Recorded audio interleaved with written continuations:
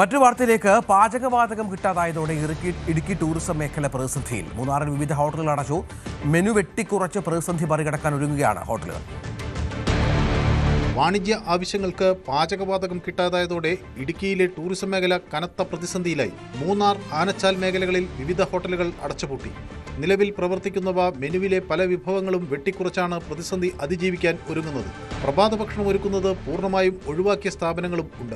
Restaurant പ്രവർത്തനം നടക്കുന്നുണ്ട്. അതിന്റെ മെനു ഒരു കുറച്ച് ചില സാധനങ്ങൾ, ചില ഐറ്റംസ് ഒക്കെ ഒന്ന് നോട്ട് അവൈലബിൾ ആക്കേണ്ടി വരുമായിരിക്കും. എങ്കിലും നമുക്ക് ഇങ്ങനെ കണ്ടിന്യൂ ചെയ്തല്ലേ പറ്റുള്ളൂ. കാരണം ഇത്രയും ആൾക്കാർ ജോലി ചെയ്യുന്ന ഒരു സ്ഥാപനമാണ്. നമുക്ക് അടച്ചിടാനൊന്നും പറ്റത്തില്ല. ഇത്രയും ആൾക്കാരെ അഫക്റ്റ് ചെയ്യുന്നതാണ്.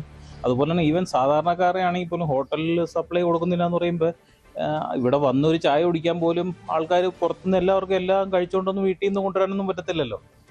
അപ്പോൾ ഇത് നടന്നു പോകേണ്ടത് നമ്മുടെ ഒരു ആവശ്യമാണ്.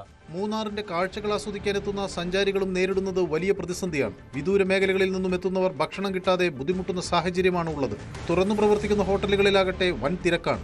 നിലവിൽ ഗ്യാസില്ല, കിട്ടാനില്ല.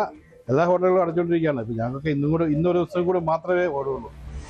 ഇനിയിപ്പം നിലവിൽ അടച്ചിടാന്നുള്ള ഒരു ഇതല്ലാതെ വേറെ മാർഗങ്ങളൊന്നുമില്ല.